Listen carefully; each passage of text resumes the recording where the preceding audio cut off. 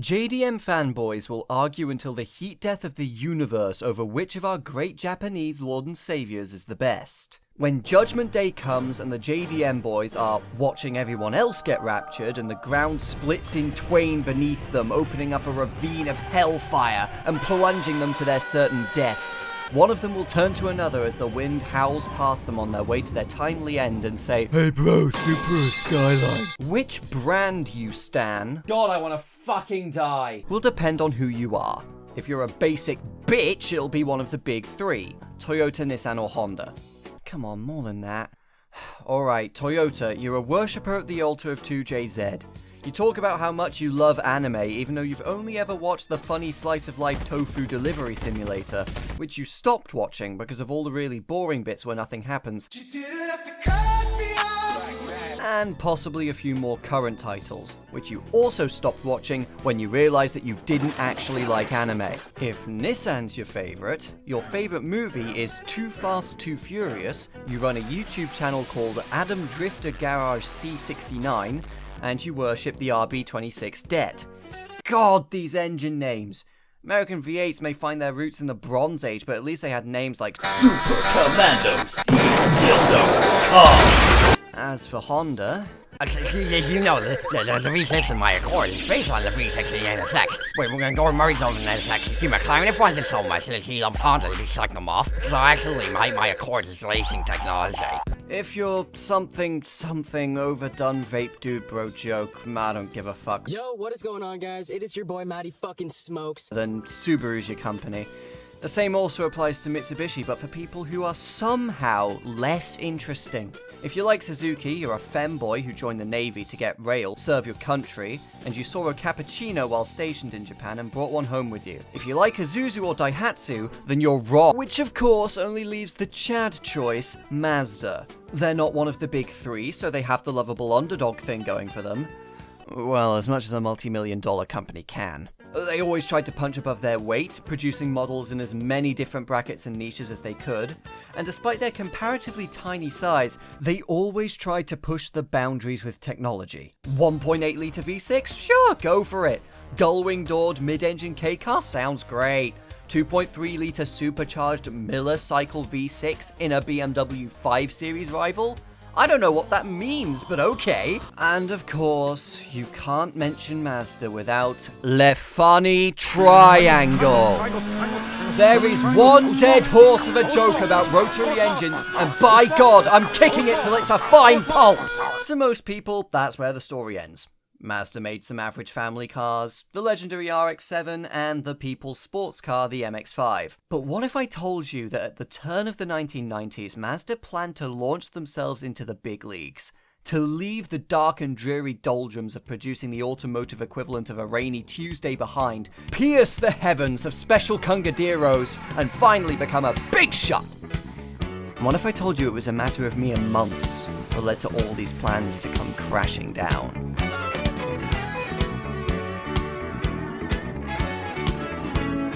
For the majority of its existence, Mazda had been a pretty boring company.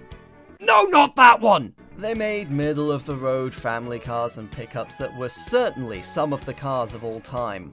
They only really had two things going for them.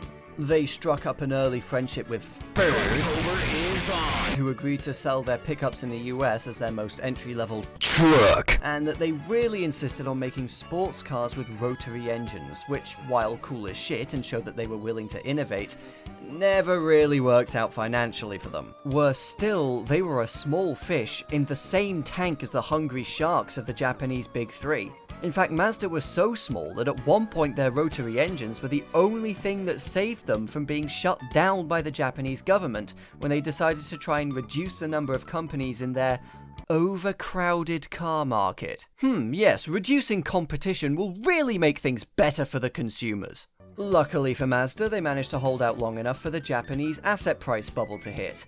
What's that? Oh, fuck it. Long story short, in a period from 86 to 92, GameStop happened, but to the entirety of Japan's economy. Almost any asset was overspeculated. Land, property, stocks, bonds, your mum, everything. In the short term, it gave the Japanese economy the brute crackhead power only otherwise achievable when an individual listens to Infest the Rat's Nest. Copyright. In the long term, it caused an economic crash Japan wouldn't recover from for 15 years. I've learned from other YouTubers that this is where I make a joke about foreshadowing. Anyway, when the bubble first kicked off, it generated some much needed revenue for Mazda. But Mazda was so small, all it really did was give them a guaranteed safety net from being subsumed by the big three, and a little extra cash for a new project. Development started on a small, affordable, soft-top sports car. To keep costs down and avoid competing with their own RX-7, Mazda didn't use their beloved rotary and stuck to a mildly tuned four-banger from one of their family offerings, and attached it to a manual gearbox, sending power to the rear. A cheap sports car in the same tried-and-true format of the Great British sports cars of yore. My jowls are larger than the Indian subcontinent. So, in 1989, Mazda launched the MX-5. Now, as I'm sure you know, the MX-5 was more than just a niche sports car. It was an instant smash hit, praised by journalists for its pure driving simplicity and engaging handling. Better yet, it was a sales explosion, with the first generation NA MX-5 selling over 430,000 units. Mazda had huge returns on the MX-5 project, and at that moment, Mazda got a call on the phone. And the voice on the other end told Mazda that they were the chosen automobile manufacturer of the heavens. They could do no wrong, and every concept birthed in their minds was a holy creation that the people must be blessed with. All will bow before the great and mighty Mazda. They shall reign with four benevolent fists, of which the MX-5 was but the first. So, let's have a look at them. 1992's FD RX-7 was the car that finally made the rotary work for Mazda. Unlike a lot of the other tech-laden spaceships that were coming out of Japan at the time, the RX-7 was a stripped-out racer with surprisingly little in the way of luxury features. This, combined with its near-perfect 50-50 weight distribution, made it one of the best handling performance cars on the market, breaking the record for highest recorded grip for a road car, and allowing it to dominate the IMSA race series for years, as its predecessors had. The featherweight FD was also, unlike its stablemate the MX-5, brutally fast. This was thanks to the tiny 1.3-litre sequentially turbocharged twin-rotor 13B singing to the high heavens with every depression of the throttle, screaming its way into the canon of legendary engines and cementing its position next to the 2JZ and RB26 on the power of sheer noise alone. And that's not even including its astonishing power delivery. And to top it off, once again, the press loved it, making almost every car magazine's best of the year list, often multiple years in a row. The voice told Mazda it was good. Another big tick on Mazda's big shot to-do list. Oh, wait, hang on. There's 3 ticks already. I thought we only had the MX-5 and RX-7. Oh, yeah. You didn't think Mazda would make a lightweight sports car before making a traditionally far more profitable GT, right? Yeah. We need to talk about the Unos Cosmo. The Cosmo nameplate was Mazda's halo car since its debut in 1967. After all, it was Mazda's first ever rotary-engined car, beating the RX-7 by some 11 years. By 1989, it had found its place at the cheaper end of the GT spectrum, think BMW 6 Series. But as part of Mazda's big plans, for the 4th gen Cosmo, they decided to go all out and hose the R&D team with cash like a balding 50-year-old at a strip club. The resulting car wasn't built to take on the likes of the BMW 6 Series or Acura Legend Coupe, but the Mercedes SL 500, Porsche 928, and even the Aston Martin Virage. The JC Cosmo of 1990 was showered with so much 90s tech wizardry that it made almost every other car on the planet look like a rotary phone by comparison on its debut. First ever car with satellite GPS, controlled by a CRT touchscreen that also controlled the radio, CD player, mobile phone, climate control, and NTSC TV. Second ever road car with sequential turbos, beaten only by the Porsche 959. an interior slathered in enough leather to make a BDSM couple rethink their life choices, and wooden dash trim harvested from oak trees in the UK, hand-carved and polished by woodworkers in Italy, and hand-fitted in Mazda's Hiroshima factory. The largest ever rotary engine for a road car, and the only ever triple-rotor engine, kicking out a claimed 300 horsepower. That's largely regarded as what is politely known in the industry as a fat fucking lie. Most estimates put it around 320 to 330. If you were a top-flight Japanese CEO and didn't feel like being chauffeured around in a Toyota Century, then you bought a Unos Cosmo. Aside from the technical details, just look at the interior. Forget what anyone says about any other car, this is the only one that comes anywhere close to actually looking like the interior of a spaceship. Now look at the whole car. Sure, it's a gorgeous 90s blob now, but remember, this car came out in 1990. No one knew what the 90s was even going to be yet. The 80s had only just finished. Phil Collins, Madonna and Billy Idol were still lounging around at the top of the charts, and a breakthrough of grunge 'twas but a twinkle in the eye of a young 20-something from Washington State. My point being, look at the kinds of cars the Cosmo was up against. All of them immediately look prehistoric compared to the Cosmo, and the SL and Virage launched only a year before the Cosmo did. In almost every regard, the Cosmo was years ahead of its time. As expected, the voice told them it was good. Quick reminder again, this is Mazda, makers of the 323. Yeah. Let's check Mazda's game plan so far. Build the best-selling sports car on the planet? Check. Cuck every other GT on the market? Check. Make one of the most critically acclaimed sports cars of the 90s? Check. Mazda just needed one more breakthrough. Just one more final push to solidify their position next to Nissan, Honda and Toyota. And in a way only the unabated aspiration at an economic boom can produce, Mazda planned for the final act in their crowning performance to be one hell of a showstopper. In 1988, right in the middle of the asset price bubble, all three of the Japanese big three were setting their sights on the US luxury market. Honda had launched Acura in 1986, and Toyota's Lexus and Nissan's Infiniti were set to debut the following year. If Mazda wanted to be spoken in the same breath as the big three, they needed their own separate Luxobarge brand. So they set to work, developing a compact saloon to compete with the Acura Integra, a mid-size saloon to chase the BMW 5 Series and Lexus ES, and a full-sized land yacht to go toe-to-toe with the Mercedes S-Class and Lexus LS. For the cherry on top, the Cosmo would also join the lineup, launching the new brand onto the scene with a range of 4 cars catering to almost every luxury car buyer's budget. And the name chosen by Mazda that these cars would bear was Amati. Oh, I get it! Amati, much like Lexus and Infiniti, was to adopt a Germanic numerical naming scheme, with the cheapest of the range being the Amati 300.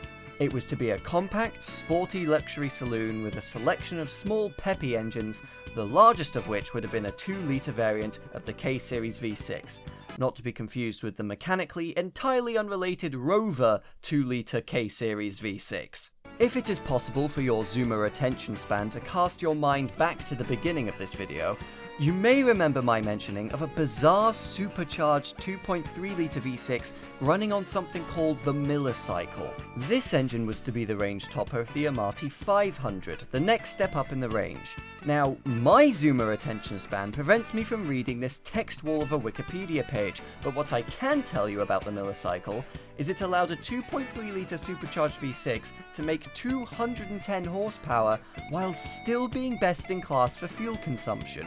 That's some pretty decent going for tech that is, hang on, used in container ship engines? Finally, there's the big one.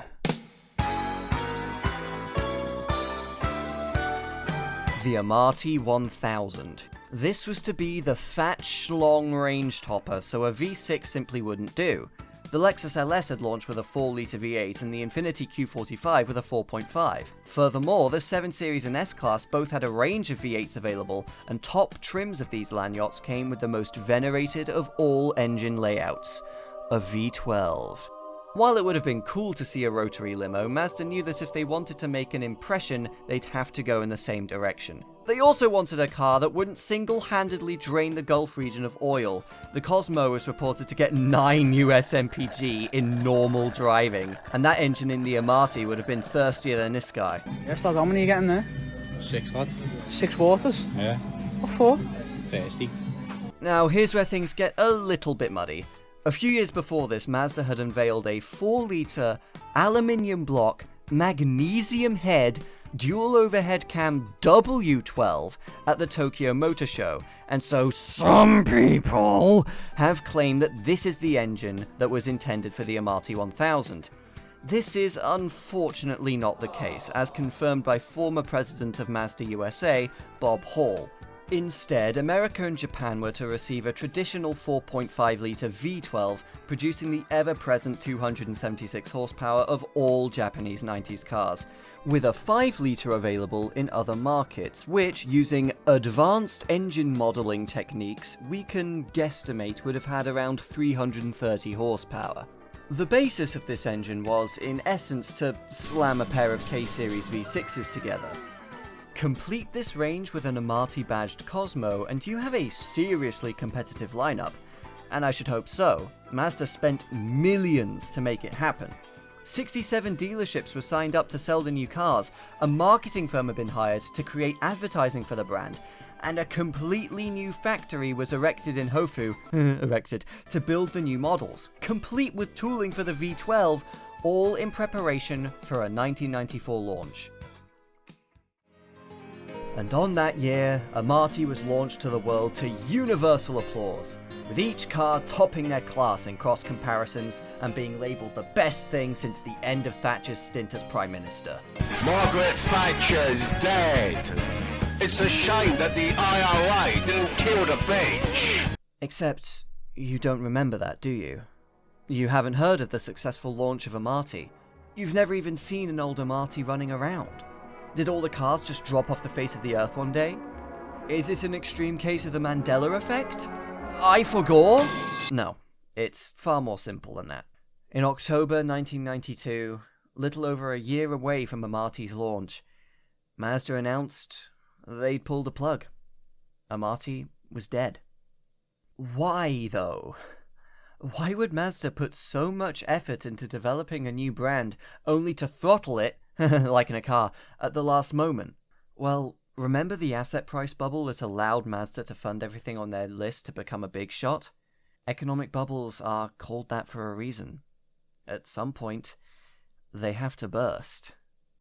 1990 saw the key Nikkei index in Tokyo suffer heavy losses, and now there are growing concerns that Tokyo's real estate market may be next. With their clients leveraged to the hilt, many banks have found themselves in quite precarious positions. Japanese land prices do plummet, though. It could be one of this country's worst nightmares. We would confront the biggest rescue operation in history.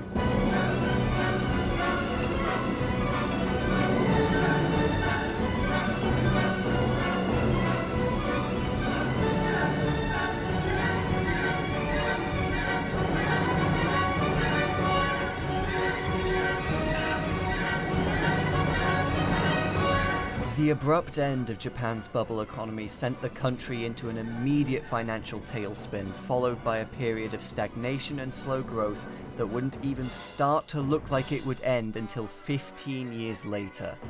When right as things started to look up again, there was a knock at the door, and when Japan opened it, 2008 threw a sucker punch hard enough to tank the economy yet again. For Mazda, it meant the flow of money simply stopped. They were no longer certain that they could support Amati if it launched. At the last moment, the voice that had been guiding Mazda all this time fell silent. Mazda, in a panic, scrapped Amati and almost everything related to it. The fantastic Cosmo remained confined to Japan, never being exported. The Amati 300 and 500 made it to Europe as the Mazda Z-Dos 6 and 9, but half-baked marketing campaigns ensured a flop. A similar story plagued the 500's journey to America as the Mazda Millennia, while the 300 never made it stateside at all. Perhaps worst of all, drivable prototypes of the 1000 were scrapped along with tooling for the V12, and all documents and photos of it were locked up in Mazda's archives, never to be seen again. The closest we'll probably ever get to seeing the 1000 are a few renders leaked by Motoring Press in Japan and Australia, and an odd in-between E and S class sort of car called the Mazda Sentia, which followed design cues set by the millennia and was advertised in Japan by Sean Connery? Sentia. Striking. For mobility pleasure, Mazda. At the last minute, everything came crashing down for Mazda, and things only got worse. The Cosmo was canned in '96 with no successor. The RX-7 was replaced by the much less ambitious RX-8, which itself was cancelled with no successor in 2012. This was mostly due to their puppeteering by Ford, who sucked the life out of everything they touched in the 90s and 2000s. The only thing Mazda still had was the plucky little MX-5, which marched on as the world's most popular sports car. Besides that, they became and remain nothing much more than a footnote in the car industry. But Mazda's pure desperation to achieve prestige status has never really gone away, and it seems recently that has turned to determination, as things have been changing. In 2019, they debuted Sky Active X technology. Corporate bullshit name aside, it allows a naturally aspirated petrol engine to run at 16:1 compression on regular petrol. Not only has Toyota paid Mazda millions for it, they're also incorporating it into a 3-litre hybrid-assisted SUV, the CX-60, to take on the likes of the X3 and GLC. Reviews of the CX-60 also reveal some serious effort put into interior material quality and features. Don't ever change, Thomas, big beautiful man. So, what does the future hold for Mazda? It's obvious at this point that they'll never achieve the heavenly heights of which they dreamed. Breaking the strings of Ford only sent them into the arms of Toyota. But will they be able to at least remain independent enough and build themselves up to the premium brand they so desperately want to be? Or will they be nothing more than a simple puppet, an engineering department for Toyota? Only time will tell. At the moment, all we can do is look back and see what could have been. Hello, I am recording this having nearly finished editing the rest of the video, so this part's going to be almost entirely unscripted. If you're still watching, you don't have to stay, you can leave now. I'm just going to, firstly, quickly cover some of the things I was unable to fit into the rest of the script without sort of messing up the flow. So firstly, I want to bring up Mazda's Le Mans campaign. Of course, Mazda would win Le Mans with the 787B. Mazda would be the first Japanese manufacturer to win Le Mans, and would be the only one for about 20 years. And the 787B is still the only rotary engine car to win Le Mans, mostly because it dominated so hard that after it won the race, Le Mans banned rotary engines. So, you know, that would throw a bit of a spanner in the works. So that's just like another aspect of Mazda's sort of aims to try and achieve prestige. The other thing I wanted to mention was I couldn't bring this up in the script without sort of ruining the flow, but I realized it might have caused some confusion as to why the JC Cosmo was called the UNOS Cosmo. One of my posters just fell over. Why the JC generation Cosmo was called the UNOS Cosmo rather than the Mazda Cosmo. So, around that time, Mazda actually had 4 Japan-only sub-brands, those being Autozam, UNOS, Anthony, and sort of M2, but we'll get to M2 later. Autozam were like the small, fun-to-drive brand, so Autozam got, you know, the infamous Gullwing K car, the AZ1, everyone's seen that. UNOS was supposed to be the upscale, sporty, fun-to-drive brand, and Anthony was supposed to be like the luxury brand. Except Mazda kind of fucked it up, because UNOS got the Cosmo, which was definitely like a luxury GT, but Anthony, which was supposed to be the luxury one, got the RX-7, which is a, you know, really stripped out sports car. It didn't really make much sense.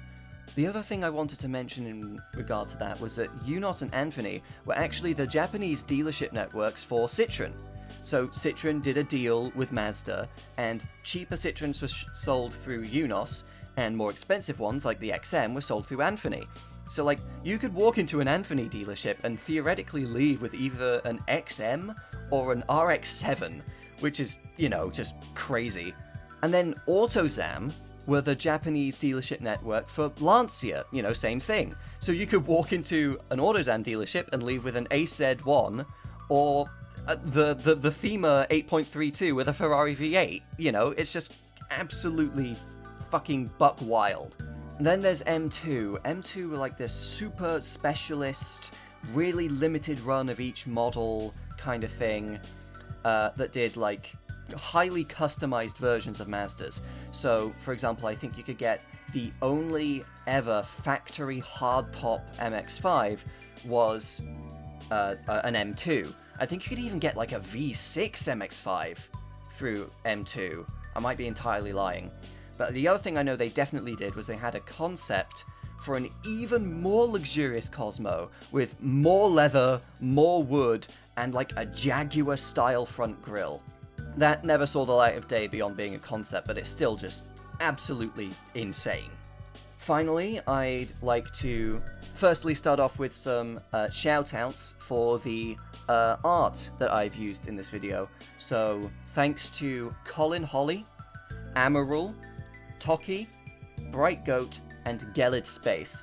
I'll have their Twitter ats in the description along with timestamps for the art of theirs that I used. Another big thanks to The Winterer for letting me use clips of their Dialtone telephone music video. Gorgeous animation. So, you know, thanks a lot to The Winterer for letting me use that as well. Finally, I'd like to give some special thanks to some of my friends, specifically Harv, Pine Tree, and Sai, for being my unwilling guinea pigs for parts of this video. You have them to thank that this video isn't even worse than it already is. So, yeah, big thanks to them as well. How do people end YouTube videos? Oh, yeah, they make jokes about how they don't know how to end YouTube videos and then just awkwardly cut off.